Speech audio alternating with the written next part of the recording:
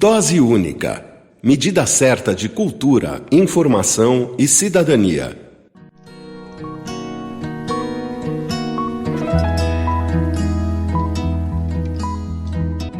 Na coluna do Dose Única de hoje, temos a participação da médica infectologista do Serviço de Controle e Infecção Hospitalar do Hospital Sírio-Libanês, doutora Miriam Dalben.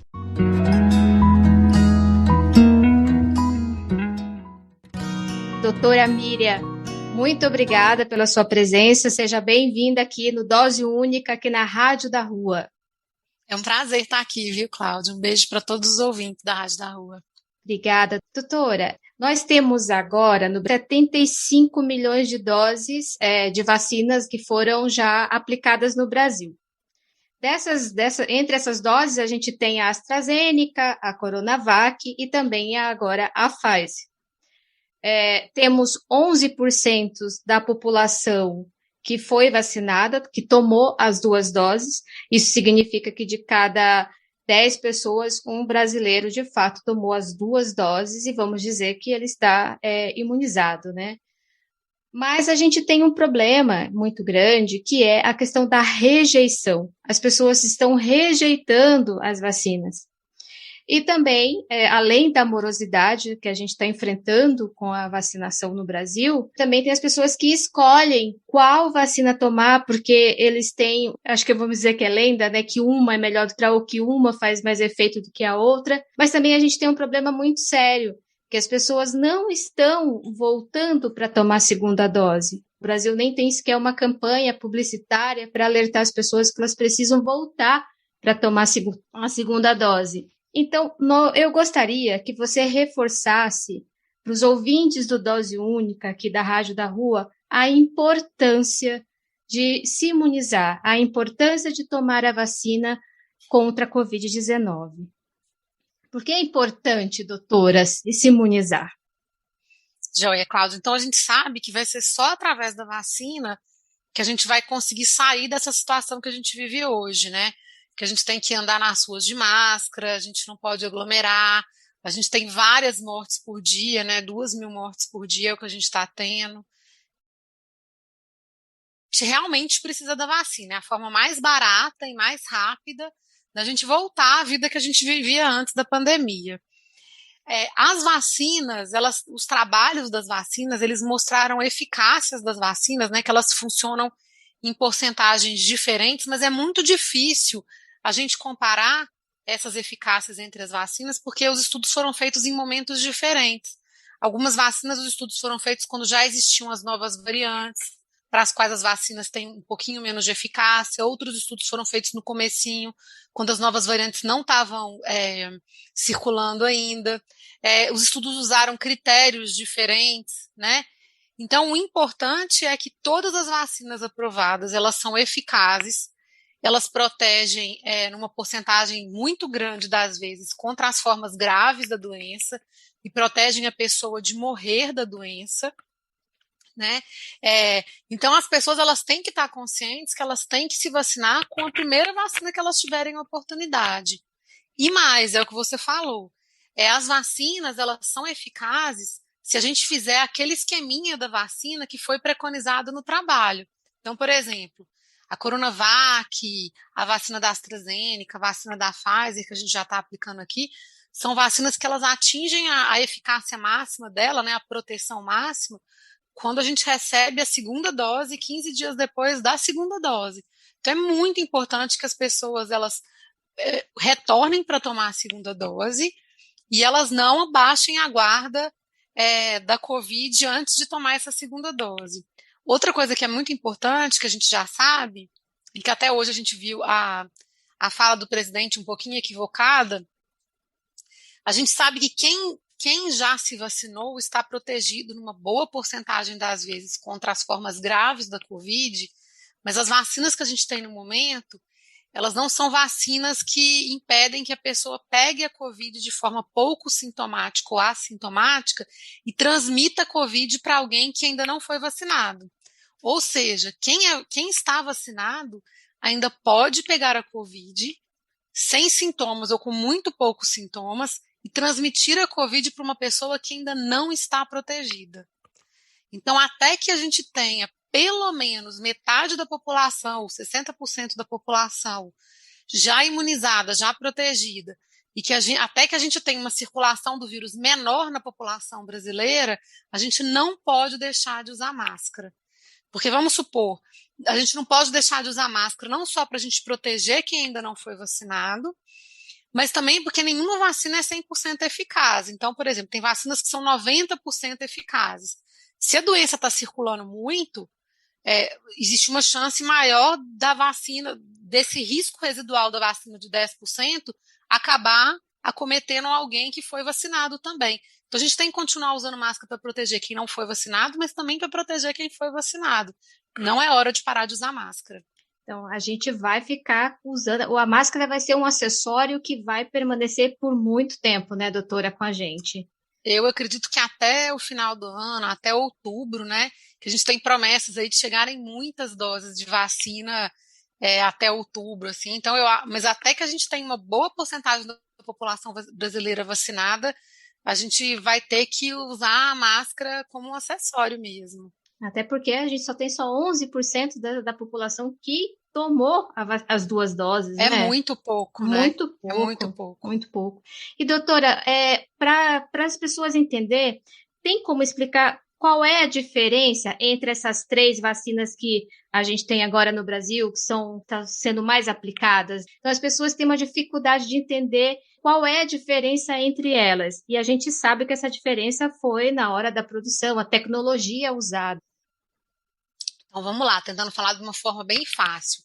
A Coronavac, que foi a vacina mais aplicada no Brasil, ela é feita com uma tecnologia antiga que a gente já conhece há muito tempo, que é assim, você pega o vírus, você mata o vírus no laboratório e você administra aquele vírus morto no nosso braço para o nosso sistema imune aprender a reconhecer o vírus, né? Então a gente fala que é uma vacina de vírus inativado. Na Covid agora a gente tem algumas tecnologias novas de produção de vacina. Uma delas, que é a da Pfizer, o que eles fizeram? Eles pegaram uma partezinha do material genético do novo coronavírus, que a gente chama de RNA mensageiro, que é uma partezinha que leva à produção do chifrinho do coronavírus, que é uma proteínazinha que fica na superfície do coronavírus. Só essa partezinha. Não é todo o material genético do novo coronavírus, não. E aí eles administram na vacina da Pfizer esse material genético no braço da pessoa. Esse material genético ele entra dentro da nossa célula, mas não dentro do nosso material genético, no citoplasma da nossa célula. A partir dali é produzido esse chifrinho do vírus e a nossa célula apresenta para o nosso sistema imune esse chifrinho do vírus e o nosso sistema imune aprende a reconhecer esse chifrinho do vírus. Então, se o vírus entrar na gente, ele vai ver ali o chifrinho do vírus, é como se fosse a face do vírus e vai combater o vírus.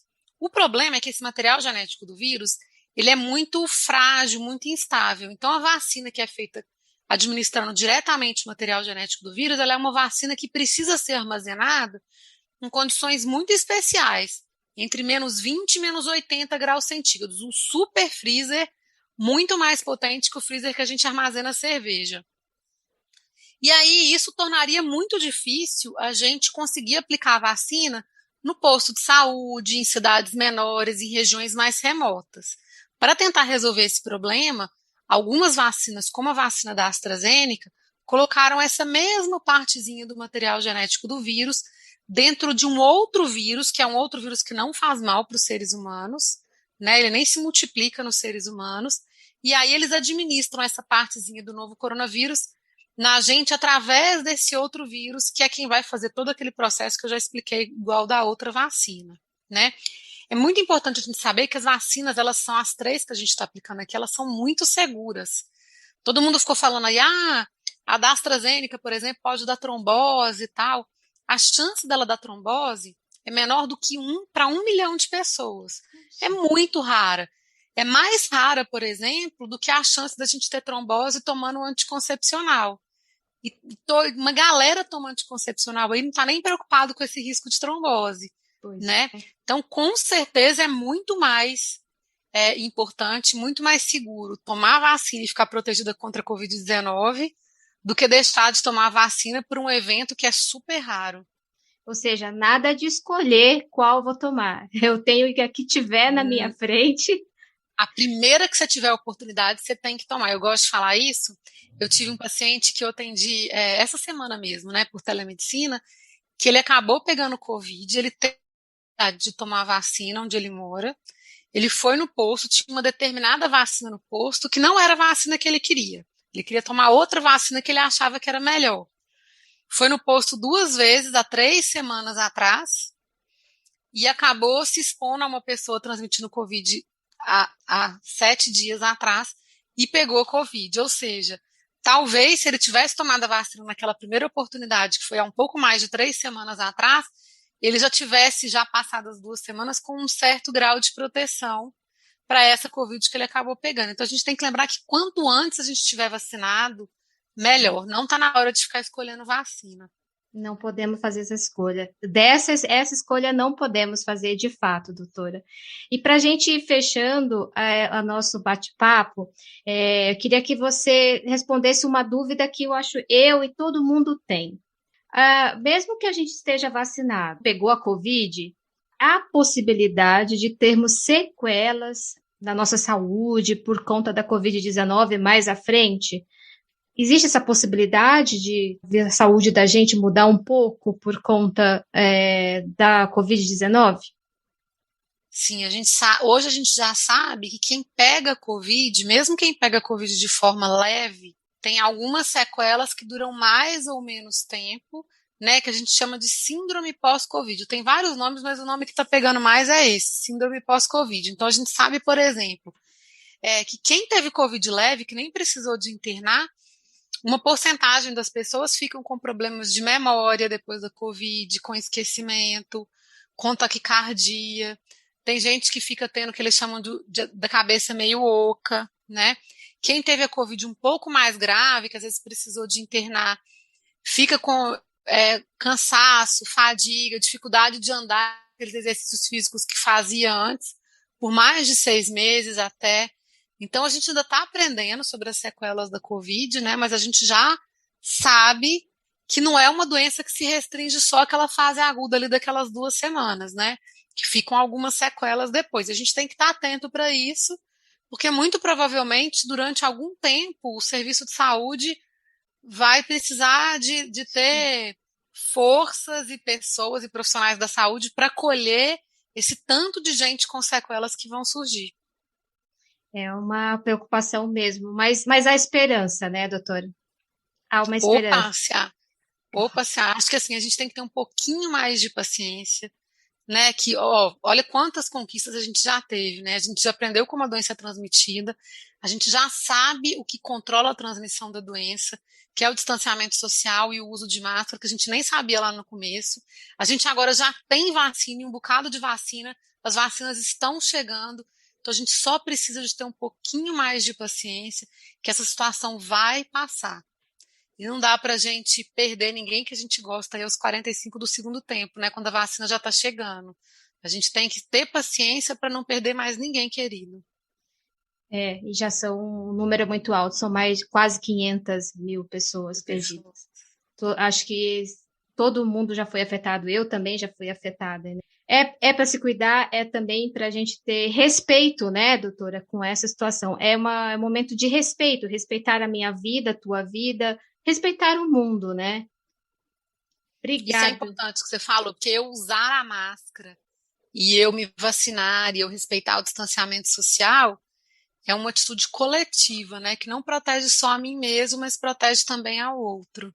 Protege o outro, é tudo que a gente quer. Pode ser que ano que vem a gente esteja uma vida mais ou menos, né? O normal eu acho que não vai ser mais, mas eu acho que a gente vai ter uma vida um pouquinho mais organizada no próximo ano, e eu acho que essa é a esperança que eu carrego para que isso seja assim. Doutora Miriam, muito, muito obrigada pela sua participação aqui no Dose Única na Rádio da Rua. O espaço está sempre aberto para você e a gente agradece muito, viu? Obrigada, querida, foi um prazer. Beijo mesmo a todos os ouvintes. Obrigada. Tchau, tchau, viu?